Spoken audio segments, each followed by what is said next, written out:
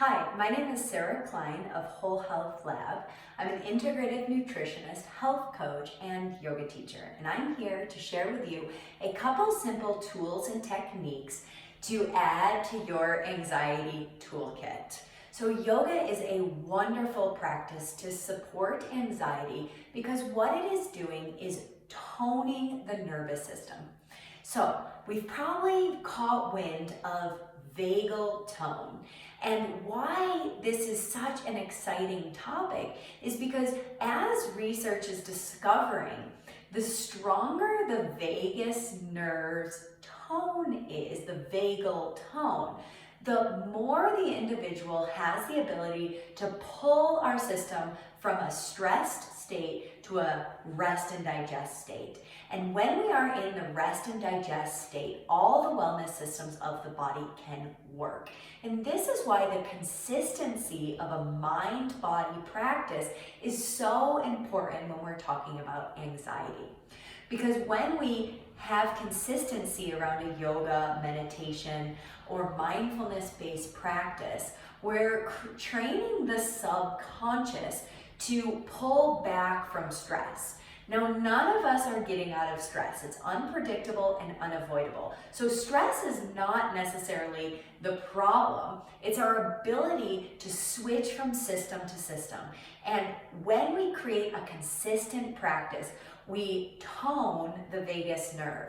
And the stronger the tone, the more the system automatically switches from its fight or flight to its rest or digest. And our nervous system is truly like a light switch. It's either on or it's off. And so I welcome you to bring some of these postures and some of these practices into your everyday life. You can do them all at your desk, in the kitchen, wherever you need them. Make sure you add them in. And it just takes a couple seconds.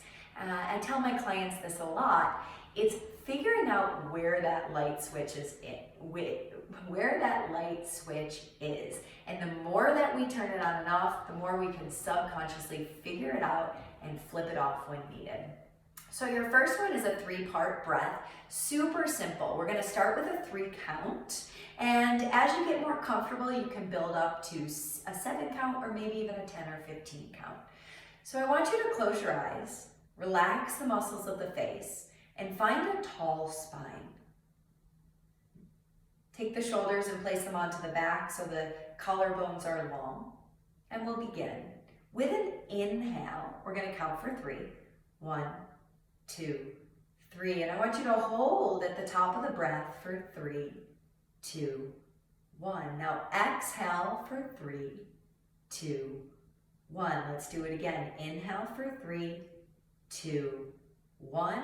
Hold. 3, 2, 1. Exhale for 3, 2, 1. Good. Last round. Inhale for 3. Hold at the top. And exhale for 3. Now release the effort of the breath. Find a nice natural inner rhythm. Take note of how that simple exercise has shifted your inner focus. And then open your eyes when you're ready. Okay, your next posture is child's pose, which if you have any experience in yoga, I'm sure that you've practiced before. Your big toes are going to touch, your knees are wider than your hips. Stretch out through the arms and place the forehead on the ground. Now, as you stay in this posture, I want you to breathe across your spine. In yogic terms, these postures that I'm sharing with you are aponic. They're grounding the energy, following the rhythm of the breath, and feeling into the sensations of the posture, anchor the mind in the present moment. And the mind cannot be stressed and present. Again, it's an on-off switch. Your third exercise. This is a standing posture. Your feet are going to be hip distance apart. I want you to start with your hands on your hips. Zip your elbows together to find a broad chest. Now with an inhale, lift your chest as you draw your low belly in and up and lift your quads. Keeping the spine as long as you can, exhale, forward fold.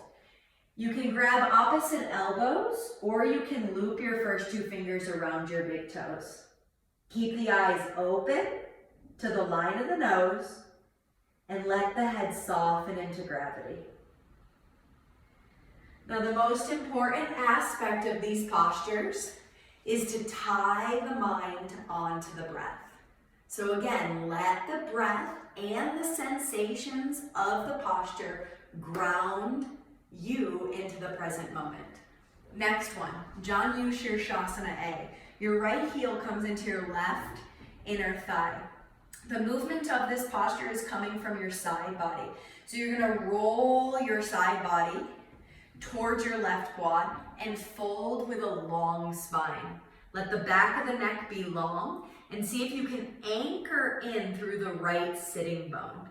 Keep the front line of the spine extended and the breath smooth. Holding for about 5 to 10 breaths and making sure the breaths are slow and easy. And then again, of course, same on the second side. Rolling the left side body around to the right quad. Anchor the left sitting bone. Focus the eyes to the foot and relax into the sensations. Good. Last one for you. So you can do this posture over at a wall and have your legs up the wall. Or you can use a block or maybe a book if you had one. What you're going to do is lie onto your back, place the block or the book underneath your hips, and then lift your legs up to the sky. Flip your palms up to the sky and take your shoulders onto the back so your chest is broad. And see if you can relax the muscles of the face and follow the inhale to fill all the way up into the collarbones and the exhale to empty all the way down to the tip of the tail. Stay as long as feels good for you. And then bending at the knees, lifting the hips, and come back to seated. All right, so again, consistency over duration is what is the most important aspect in these mindfulness practices. So take what resonated with you and add it into your everyday routine. Yoga and mindfulness has been around for thousands and thousands of years. It is truly time tested, and it works on all systems of the body, but most importantly on the nervous system. So train the body and the mind to practice presence. The body is a great anchor for the mind. And remember that your nervous system is like a light switch. It's either on or it's off. And in one breath, you have the power to turn it off and therefore turn on all the wellness systems of your body. Thank you so much for watching. Again, Sarah Klein from Whole Health Lab. Namaste.